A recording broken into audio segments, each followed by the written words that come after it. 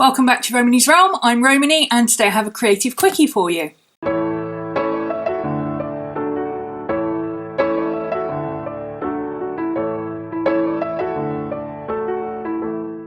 If you're like me and you like to go out sketching out and about, you will probably want to take a tin of watercolours with you. And the trouble is that, you know, when you're holding your book and you're holding your paints and you've probably got a bottle of water in this hand and you're trying to finagle things around, it can get a bit tricky. Especially if you're like me and you're not very dexterous. I tend to be a bit clumsy and drop things. Here's a really good solution. What you're going to need are some of these. These are board clips. They go onto drawing boards like this, and they are for holding your paper in place. If you've done any kind of technical drawing, then you'll know about these. You buy them in any art shop and they cost a few pence. Literally, I think my pack cost me like £2.50 for 10. They're really, really cheap. And they act like really big paper clips, so you just pop it on your book.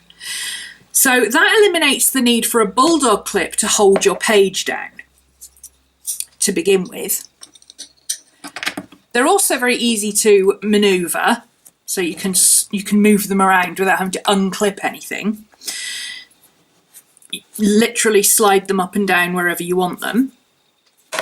And you don't have to take them off to be able to close your book. You can just leave them on there. What you're also going to need is a pack of these. Now, these are sticky back magnets. Literally, they are two magnets stuck together, so the two parts, and the white bit is sticky, and you take it off and you stick the magnet to something, and you stick the magnet to something else, and sticky, magnetic, boom. It's quite simple. I got these in Poundland for, this was a pack of a £1 pack. And there's 2, 4, 6, 8. There was 12 in here, but I've used 2 here and another one. Okay, so that's all you need. If you don't have these, you can get these Write and Wipe type magnets, flat magnets, and use those and a bit of sticky tape. Or if you have any of those magnetic business cards, you know, the ones you stick on the fridge and they're out of date, you can cut one of those up and reuse it. You just have to make sure that you take off the shiny part on the front. And it's really simple. All you do is you get your knife or your nail under that corner and you pull it off, and you're left with a bit of paper underneath, and that will be much easier to stick to something. So you stick 1/2 of the magnets to the clips, and then, because you have to make sure the polarity's right, you put the other side of the magnet on the clip. So you put it down like that, but this side you take the sticky off, put it down, and then take the sticky off this side. And then all you do is put your palette down onto your clips and give it a good push to make sure it's stuck down. And now you have magnets on your palette, magnets on your clips, and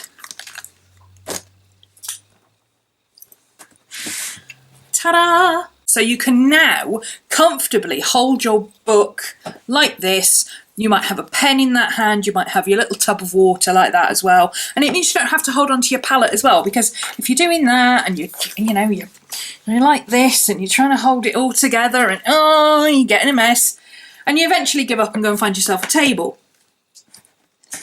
But for this, you don't need it. You can just clip your palette on, and this is on a slope. You know, this is, I'm not cheating by having it flat on the table. This is on a slope, 45-degree slope. Now, the great part about this is that you only need one set of clips, because these clips will fit just about any sketchbook. They're made to fit a 1-inch thick board. So they'll fit just about any sketchbook. And like I showed you at the beginning, they actually fit around the entire sketchbook, should the need arise. But also, if you've got another tin, all you've got to do is stick your magnets onto the back of, stick another set of magnets onto here, stick that down, and off you go. Now, if you've got a small tin, if you're using it like an Altoid tin or something, you can put these two clips together And this will be strong enough to just hold your tin. As you can see, mine's a bit heavy, so it just kind of slides off the magnets. It does stick, but then it slides. But if you've got like a little light tin with just a couple of colours, you could pop your tin on there, and that's it. That's all you need. Job done. Now, if you don't have any of these, you can use some magnetic paper clips. What you need is 3. You'll have to have one to go on the top of the page, here. One to go somewhere near the bottom of the palette here, because otherwise it won't stay. You need 2 magnets. And then you'll want another one to cut in half to stick to your palette. Now, I don't suggest you use something like Ollie clips for these because they're very chunky and they're quite difficult to manoeuvre. They hold a lot of paper together.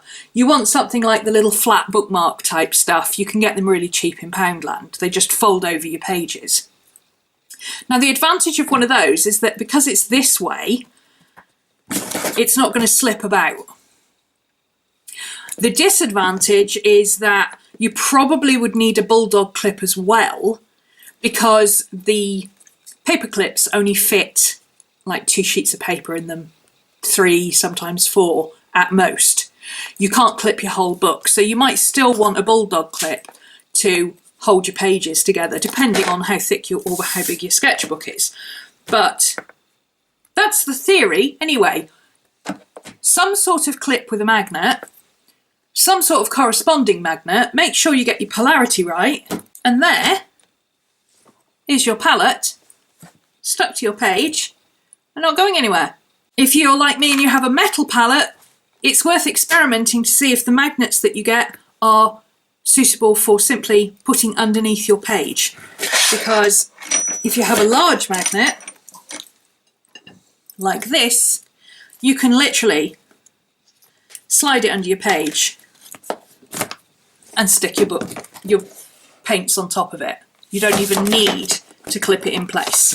But as you can see, it will slide around if you tip it up too much. So I personally prefer the clips. I don't like just having one source of holding something.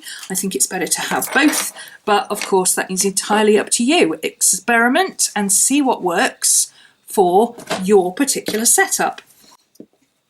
And as I said, the only trick is that you need to make sure you get your polarity right, because for those of you who don't know, if you get the polarity on your magnets wrong, they will repel each other instead of sticking together. So it's dead easy. All you do is hold your magnets together, and if you feel them pushing apart, turn one of your magnets round. Simple as that. And of course, another added bonus is that when you don't need your clips on your book anymore, you can simply clip them onto your palette and they're nice and secure for the next time you need them.